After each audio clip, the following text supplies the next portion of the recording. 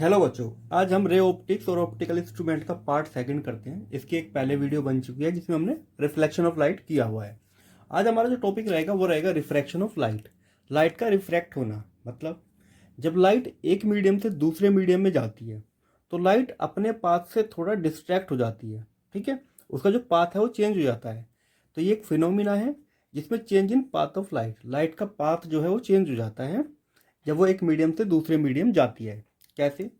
ये एक glass slab है, तो जैसे ही लाइट इस ग्लास स्लैब पे आकर टकराती है तो वो अपना थोड़ा सा मुड़ जाती है, थोड़ा अपना पाथ चेंज कर लेती है। जाना चाहिए था उसको ऐसे, पर क्योंकि यहाँ पे मटेरियल चेंज हो गया है तो वो अपना पाथ चेंज कर लेती है। ये एंगल आई हो गया, ये एंगल आर हो गया। इस केस में ये दोनों एंगल आपस में इक्वल नहीं होते, जैसे कि रिफ्लेक्शन में हमने देखा था, पर यहाँ पे नहीं होते। ठीक है, अब बात करते हैं इसका कारण क्या है। ये अपने पाथ से चेंज हो गई है तो इसका क्या कारण है? तो बेसिकली इसका कारण है लाइट की स्पीड का चेंज हो जाना। लाइट की स्पीड एक मीडियम में अलग है और जैसे ही वो ग्लास स्लैब में आती है तो उसकी स्पीड बदल जाती है। ठीक है, क्योंकि यहाँ पे मटेरियल है ना, ये यहाँ पे एयर है, यहाँ पे ग्लास है, तो ग्लास का मटेरियल क्या करता है, लाइट की स्पीड को कम कर देता है। इसी वजह से रिफ्रैक्शन होता है। ठीक है, change in the velocity of light from one medium to another. अब इस चीज को ध्यान में रखते हुए तीन रूल हम यहाँ पे बनाए हुए हैं या तीन लॉ बनाए हुए हैं जिसको लॉ ऑफ रिफ्लेक्शन या रिफ्रैक्शन कहते हैं। ठीक है, पहला, जब लाइट एक मीडियम से दूसरे मीडियम में जाती है तो लाइट की फ्रीक्वेंसी और फेज ये चेंज नहीं होते, क्योंकि लाइट की फ्रीक्वेंसी जो है और फेज जो है वो सोर्स पे डिपेंड करते हैं कि लाइट कहाँ से आ रही है। ठीक है, तो यहाँ पे सोर्स नहीं बदल रहा है, सिर्फ उसका मीडियम बदल रहा है। तो फ्रीक्वेंसी लाइट की और फेज ये चेंज नहीं होंगे, इसीलिए ठीक है ये दोनों जो चीजें हैं वो चेंज नहीं होती। चेंज क्या होता है यहाँ पे? Velocity of light and wavelength. Velocity और वेवलेंथ आपस में एक दूसरे को मतलब अपने आप को चेंज कर लेते हैं, एडजस्ट कर लेते हैं। होता क्या है, वेलोसिटी कम हो जाती है तो वेवलेंथ भी उसी प्रपोर्शन में कम हो जाती है। जैसे मान लेते एयर के अंदर जो वेव आ रही थी उसकी वेवलेंथ इतना थी, जैसे ही वो मीडियम के अंदर आ गई, मीडियम के अंदर, तो उसकी वेवलेंथ क्या हो जाती है, जितना उस मीडियम का रिफ्रैक्टिव इंडेक्स होता है। ये हम अभी भी देखेंगे क्या होता है। तो लाइट जो है, लाइट की वेवलेंथ कम हो जाती है जिस प्रपोर्शन में उसकी स्पीड कम होती है। ठीक है, तो ये था इसका पहला लॉ।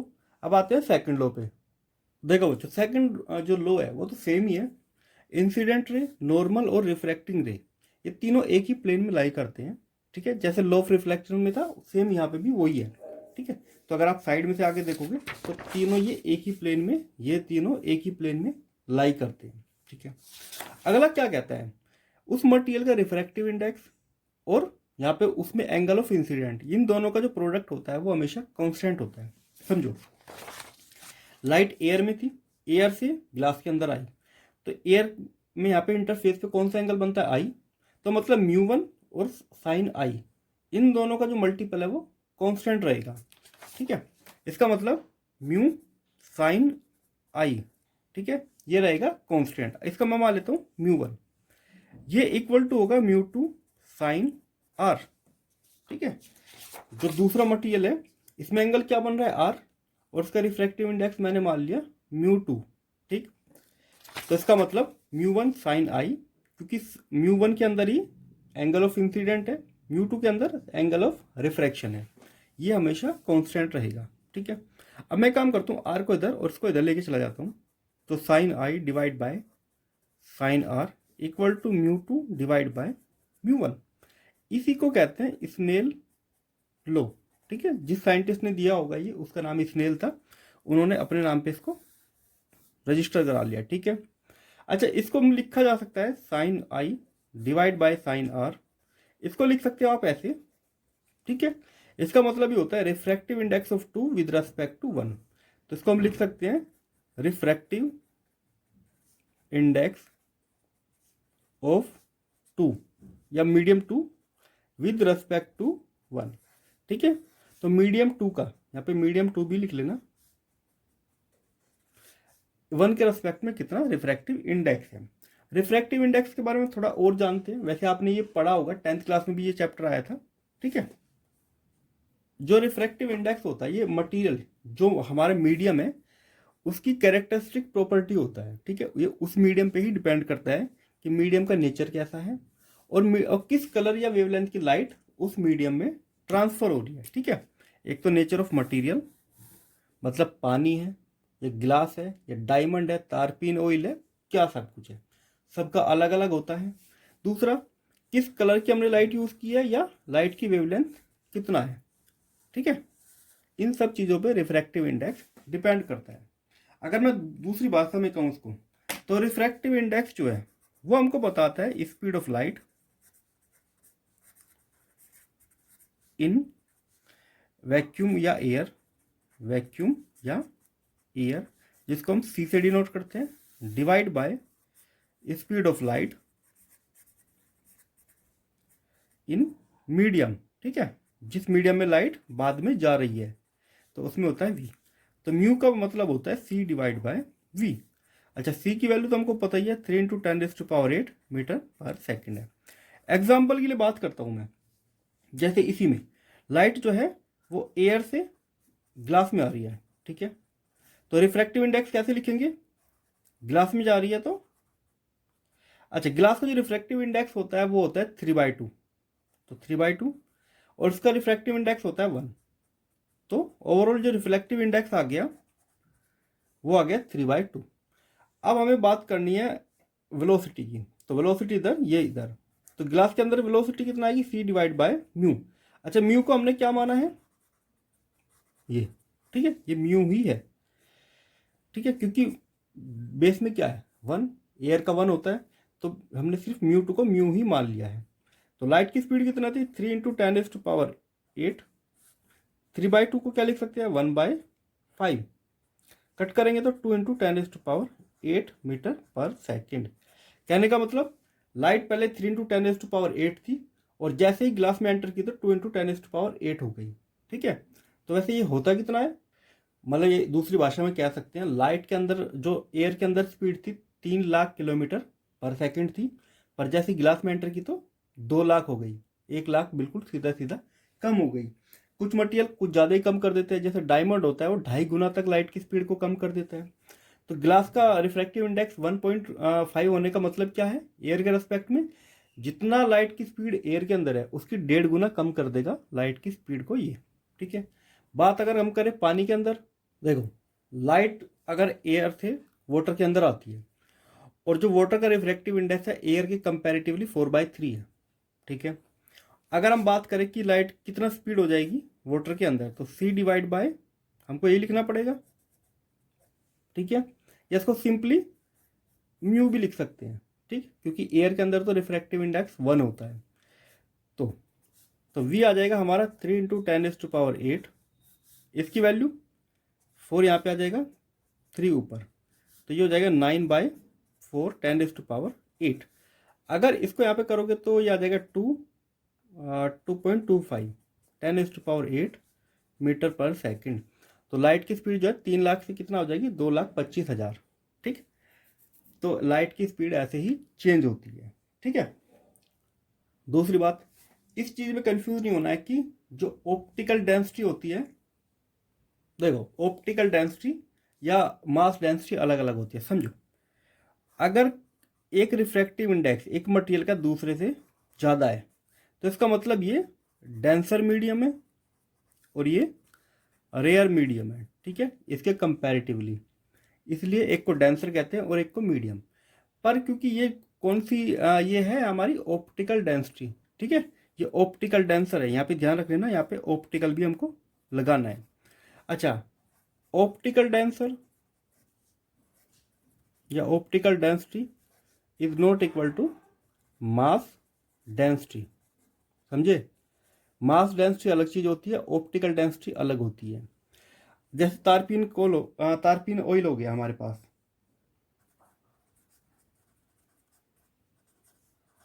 ठीक है, इसकी मास डेंसिटी जो होती है, इसकी जो मास डेंसिटी होती है वो वाटर से कम होती है, लेस देन वाटर।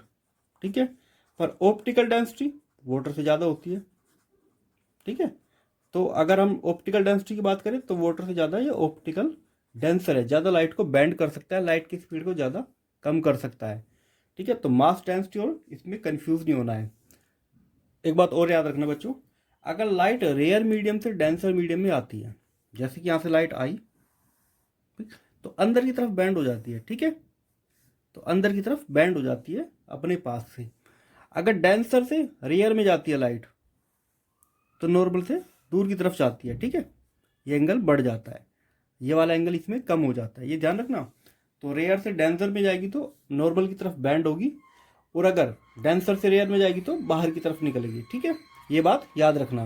अब देखो बच्चों एक चीज़ और देख लेते हैं। ग्लास स्लैब हमारे पास है, उससे लाइट रिफ्लेक्ट होती है, वैसे हमने अभी देखा था, पर वो तो हमने रूल समझे थे इसके जो लो होते हैं। इसमें एक चीज़ और समझ लेते हैं, छोटी सी चीज़ है।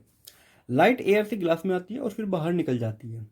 यहाँ पे एंगल ऑफ इंसिडेंट पहले पे यहाँ पे I1 ले लेते हैं, यहाँ पे R1, फिर I2 R2। यहाँ पे क्यों जरूरी है इसको समझना। दूसरी बात, ये भी नॉर्मल है, ये भी नॉर्मल है, और ये लाइन जो है ट्रांसवर्स लाइन है, तो एक तरह से ये दोनों लाइन पैरेलल हो गई और ये एंगल अल्टरनेट एंगल हो गए तो इक्वल होंगे। तो समझ जाओ आप यहाँ पे एंगल जो R1 है वो एंगल I2 के इक्वल होगा, अपोजिट एंगल है, अल्टरनेट एंगल, ठीक है। इस पॉइंट पे लगाते हैं सबसे पहले स्नेल लॉ। स्नेल लॉ क्या कहता है, जो भी इस मीडियम का रिफ्रैक्टिव इंडेक्स है वो multiply sign I1 equal to होना चाहिए इस मटेरियल का जो भी रिफ्रैक्टिव इंडेक्स है वो है ग्लास का G, और यहाँ पे जो भी एंगल बन रहा है साइन R1, ठीक है। अब हम क्या करते हैं, ये I1 और R1 को एक तरफ ले लेते हैं, इसको इधर ले आते हैं, तो sine I1 divide by sine R1, यहाँ पे आ जाएगा G डिवाइड बाय A। ये तो हो गया एक पार्ट। अब इस पॉइंट पे आते हैं M पे। यहाँ पे क्या होगा, जो यहाँ पे रिफ्रैक्टिव इंडेक्स है और जो एंगल बन रहा है इन दोनों की मल्टीप्लाई करनी पड़ेगी, तो mu G multiply sine I2। यहाँ पे एंगल R2 है और ये है, तो mu A sign R2। Same यहाँ पे चीज करते हैं, इसको इधर लेके आते हैं। अच्छा यहाँ पे एक काम करते हैं, अब की बार A को इधर लेके आते हैं और उसको इस तरफ लेके आते हैं, sign R2 divide by sign I2, ठीक है। ये दो हमारे फॉर्मूले बन गए हैं। अब हम एक काम करते हैं, इनकी मल्टीप्लाई कर देते हैं, दोनों तरफ तो सेम ही है, इसका मतलब ये आपस में भी इक्वल होंगे, ठीक है, या हम इनकी मल्टीप्लाई भी कर सकते हैं, तो इनको मल्टीप्लाई ही कर लेते हैं। देखो ये दोनों सेम है तो मल्टीप्लाई कर लेते हैं यहाँ पे, नहीं पर एक काम करते हैं, इसको उल्टा ही कर लेते हैं, ठीक है, वो ज़्यादा ठीक रहेगा। इसको ये आ जाएगा mu A mu G equal to sine I2 divide by sine R2, ठीक है। मल्टीप्लाई करने में आसानी रहेगी, इन दोनों की मल्टीप्लाई करेंगे, इन दोनों की, मतलब कि दोनों इक्वेशन की आपस में मल्टीप्लाई, तो sine I1 divide by sine R1 multiply sine I2 divide by sine R2, mu G divide by mu A, यहाँ पे आ जाएगा mu A divide by mu G। अभी हमने क्या पढ़ा था, R1 और IG, I2 और R1, ये दोनों एंगल सेम है तो ये कट हो जाएंगे। दूसरा साइन, दूसरा इधर देखो ये दोनों कट, इधर क्या बचेगा 1, तो इसका मतलब sine I1 divide by sine R2 equal to हो गया 1। तो इसका मतलब ये दोनों एंगल एक, अगर ये इधर जाएगा तो sine I1 equal to sign R2, इसका मतलब एंगल I1 डिवाइड इक्वल है R2 के, मतलब ये जो एंगल है R2 के इक्वल है।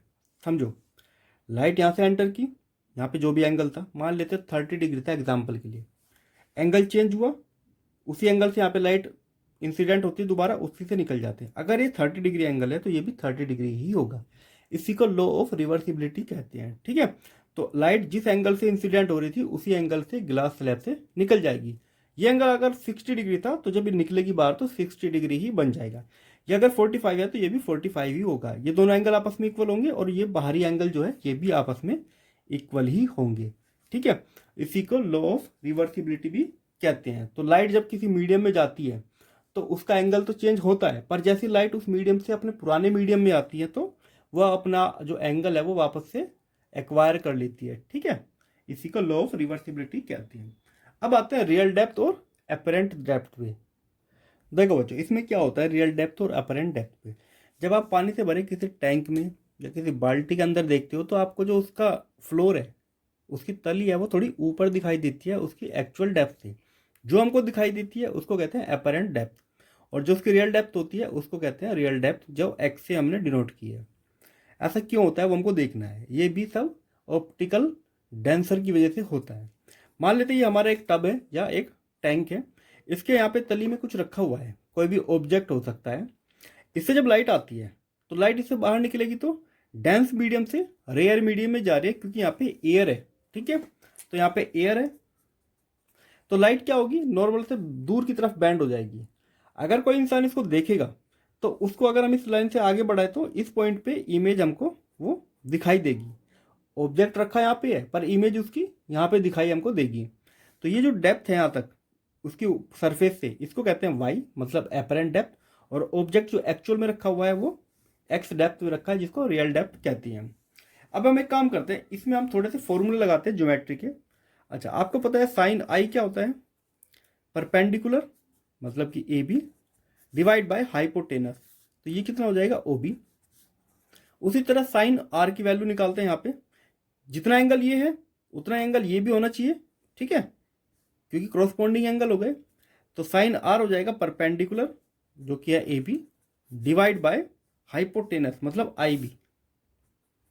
अच्छा, एक बात याद रखना, जब यहाँ पे एंगल स्मॉल होता है आई एंड आर, ये दोनों ही स्मॉल एंगल है, तो यहाँ पे जो ये वाली लेंथ है ये इंक्लाइंड लेंथ है, ये स्ट्रेट लेंथ के बराबर ही हो जाती है। तो हम बी आई को यहाँ पे अप्रोक्सीमेट मानेंगे ए आई के। ठीक है, और जो ये वाली लेंथ है ओ बी को मानेंगे हम ए ओ के बराबर। ठीक है, तो इसमें रखेंगे तो ये हमको मिलेगा sine i equal to A B, O B की जगह हमने रखा है A O, equal to sine r A B, I B की जगह हमने क्या रखेंगे ए आई। अब हम इनको डिवाइड कर देते हैं। ठीक है, या जो हमारा स्नेल लॉ है वो लगाते हैं।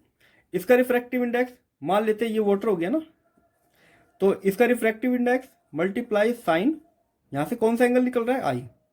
ठीक है, equal to air sine R, air के अंदर कौन सा एंगल बन रहा है आर।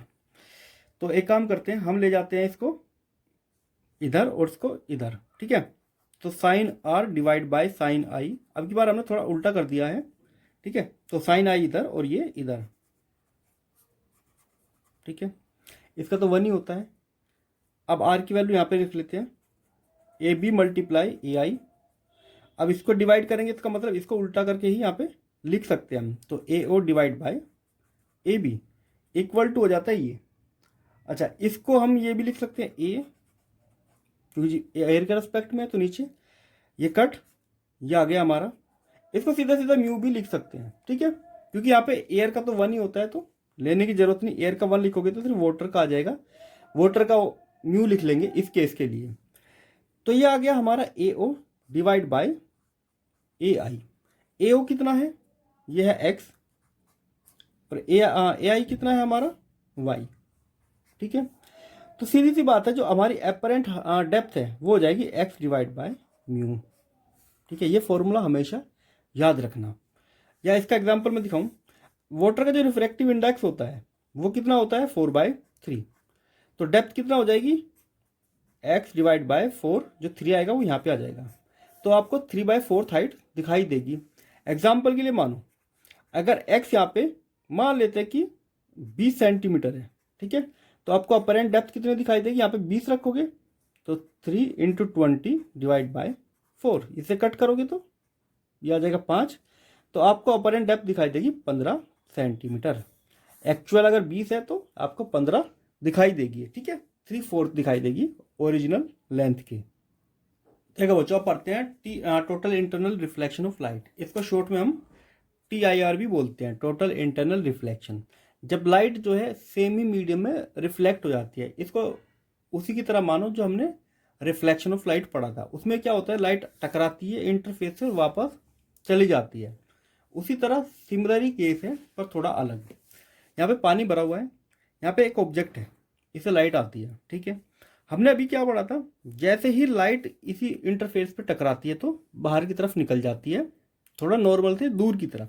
ठीक है, अब जैसे जैसे लाइट मान लेते हैं यहाँ से टकराएगी किसी दूसरे पॉइंट पे, ये एंगल अगर बढ़ता चला जाएगा, आई अगर जो है वो इस तरफ जाएगा तो आर जो है इस तरफ बढ़ना शुरू हो जाएगा, मतलब आर एंगल इधर की तरफ खुलेगा, ये इस तरफ।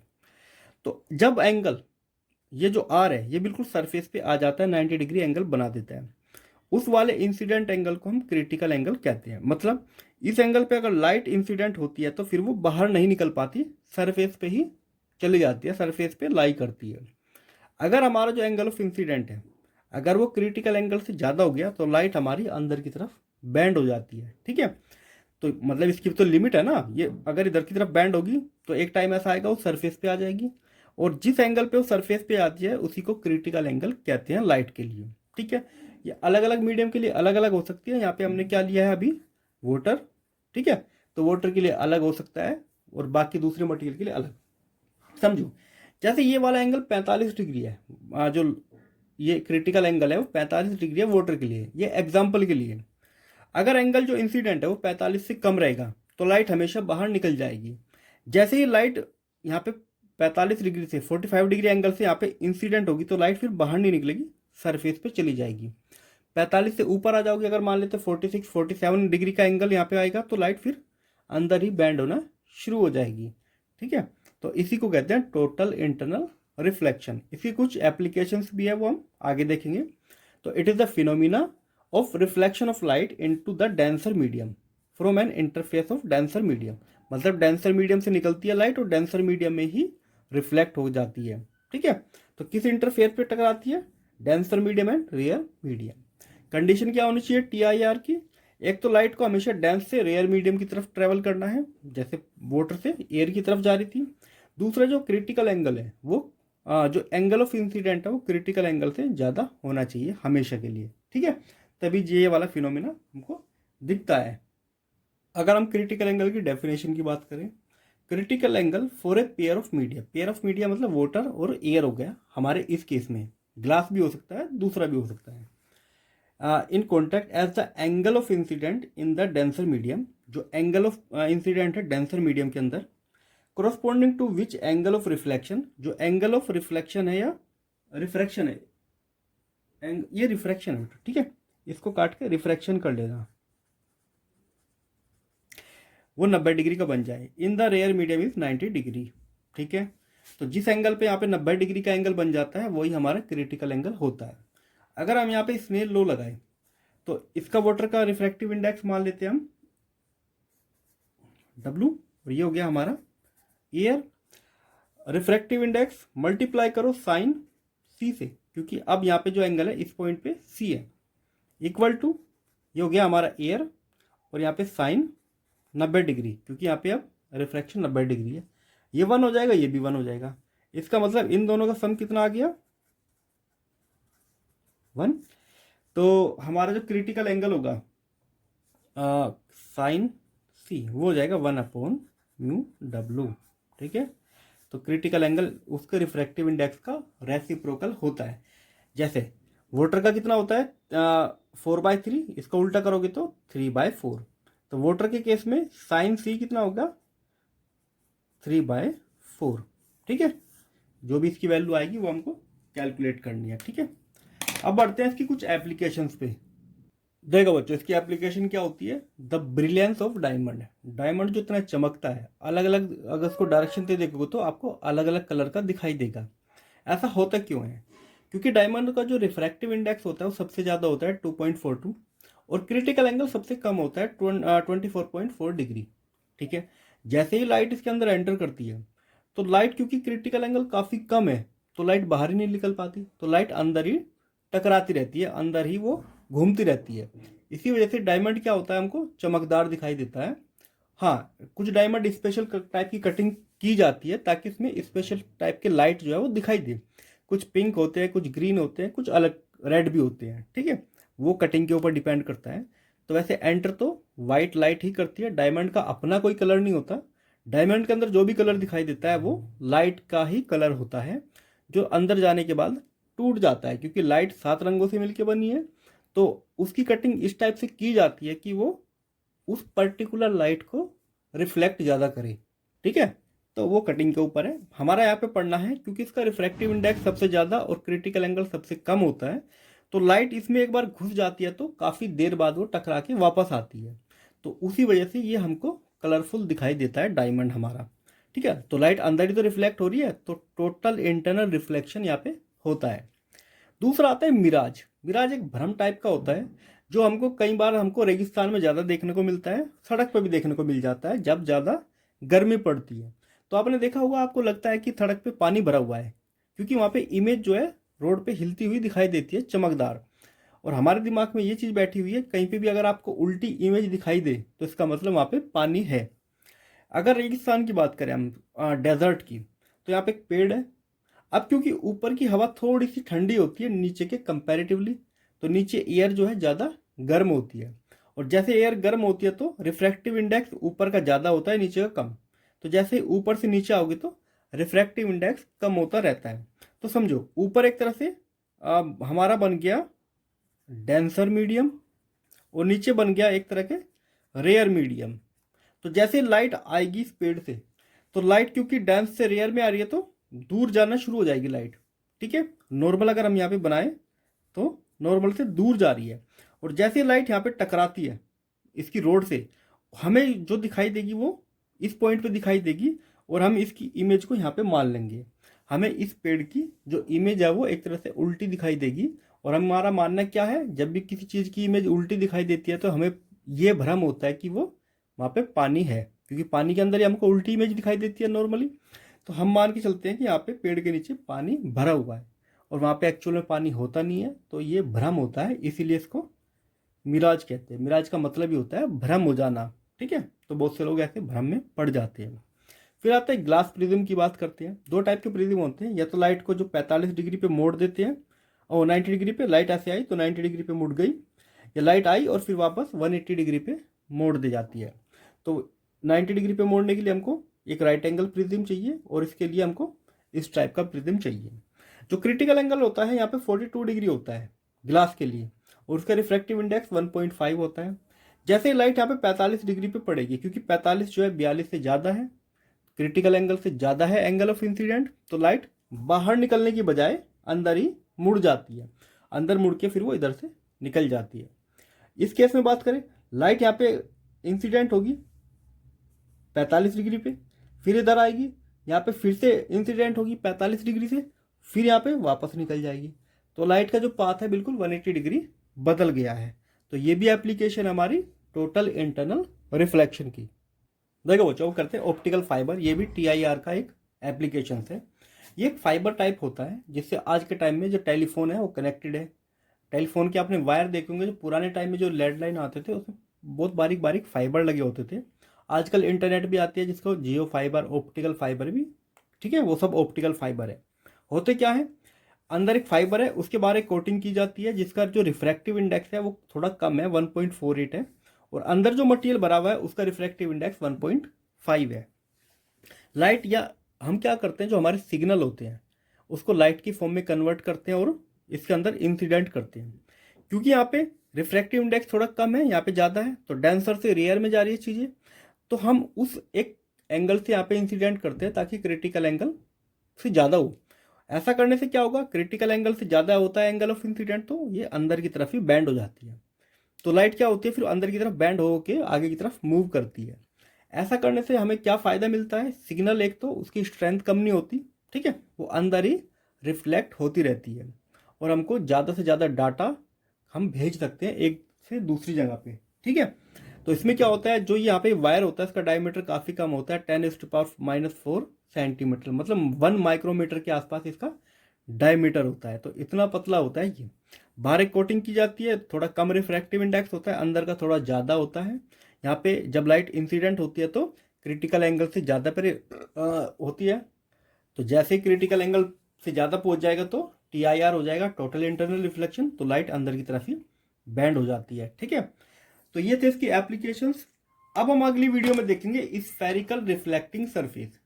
अभी तो हमने प्लेन में देखा है, अब अगर सरफेस कर्व की फॉर्म में स्फेरिकल हो तब हमको क्या देखने को मिलेगा। मिलते हैं अगली वीडियो में।